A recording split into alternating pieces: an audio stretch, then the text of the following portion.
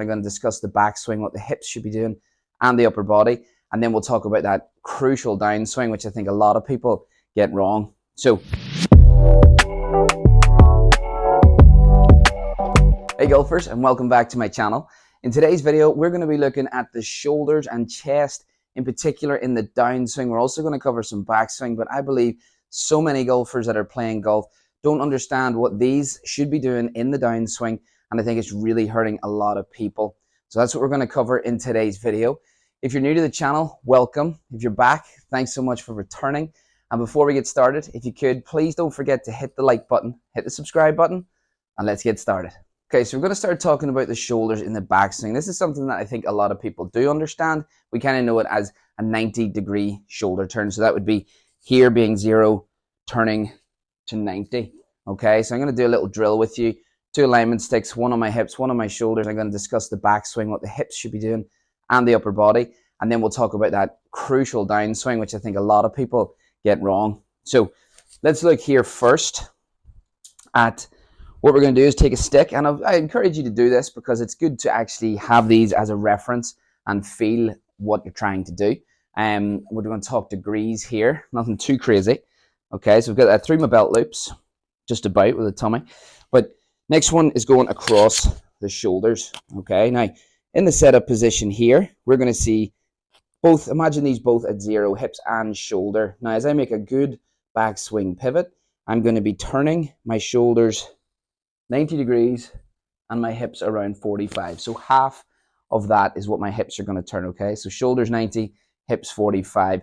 If you are doing this drill, I do encourage you to try and keep this stick going more, the shoulder stick going more down as you do this, pointing somewhere 1 or 2 feet outside the ball. We're not looking to turn that level. Again, that's another problem a lot of people have, okay? So pretty simple on the backswing. 2 sticks, just feel that. You know, rep it out, stand there and get the feeling of what do I need to feel to turn my shoulders 90 and hips 45. Okay, we don't need more than 90 up here or any more down here.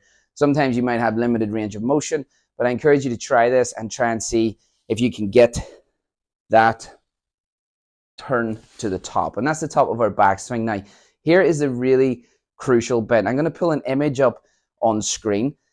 It's measuring chest turn, okay? So in degrees relative to the target. All right, now really interestingly, when he gets to impact, his shoulders are square, or chest, okay, is square. Now, isn't that interesting though, because he starts there and returns there? So why does his impact not look like his setup? Well, because he gets here, this is Adam Scott, by the way, gets square, but his hips will be very open, all right? And now this leads me to talk about what do I see from most golfers. Over the top, even people that aren't over the top, they can start over the top, start steep, and then shallow late. But it's so governed by what you do with these shoulders and chest, okay, the upper body. When you get to the top of the swing, what a lot of people do, have this tendency to race their shoulders out quick. By the time they get to impact, the hips are a little bit open, but their shoulders are now very open. Now think about that. Remember, we had 90 and 45. By the time we get to impact, if both are open, and they're both open and they're matching, what moved quicker? Have a think. The shoulders, because they caught up to this. So the real trick is don't let these catch up to that. We got to keep some separation, all right? Ideally, if you could somehow be flexible enough to get into that 90-45 and then into impact with the hips very open and the shoulders square to even slightly closed, okay? So understand that is so important. I see it all the time. People get these shoulders too quick, right? So here's a little drill I want you to do, and I want you to hit some shots, and I'm going to hit some shots here in a second just to kind of show you.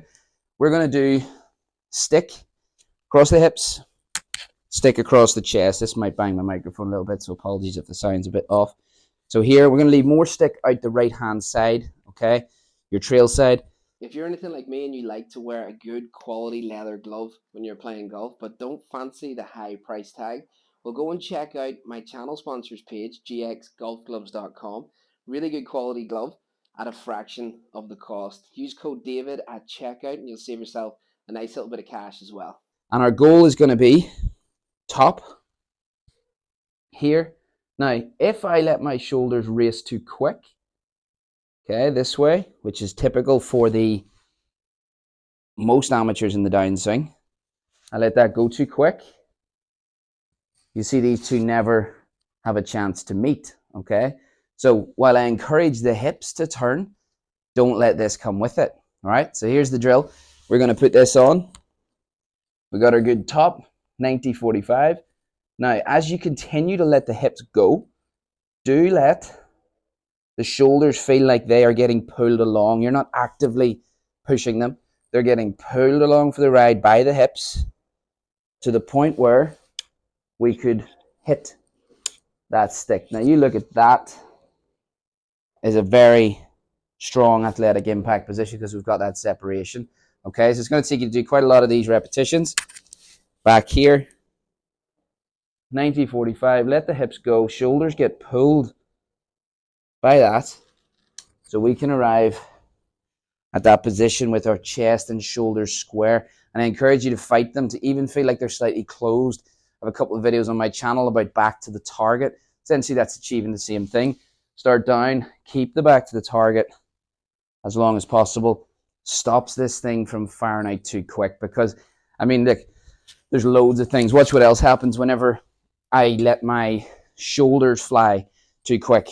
All right, we got the casters out there. Club gets thrown in this direction.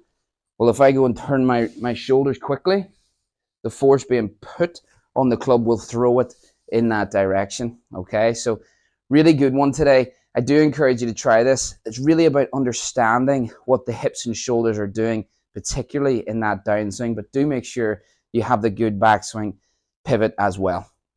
All right, guys, thanks so much for watching. If you enjoyed this video, please don't forget to hit the like button, hit the subscribe button, and I'll see you guys in the next one.